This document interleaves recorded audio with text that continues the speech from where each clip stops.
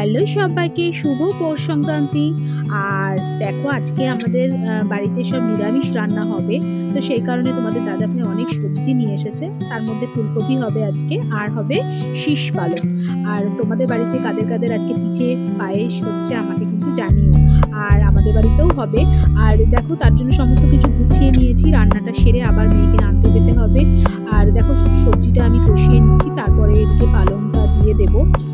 আর মানে খুব তাড়াতাড়ির মধ্যেই রয়েছি, সেরে সুরে আবার মেয়েকে নিয়ে আসতে যেতে হবে। তার মধ্যে মেয়ে আজকে বলে দিয়েছে এই টিফিনটা নিয়ে যেতে, তো এটা আবার আলাদাভাবে ওর জন্য বানাতে হবে। আর আমার কিন্তু দেখো পালংয়ের চচ্চড়িটা হয়েও এসছে, আর মেয়ের জন্য এই যে দেখো স্যান্ডউইচ বলে দিয়েছে, ওই কারণে এটা রেডি করে নিয়ে চলে যাব।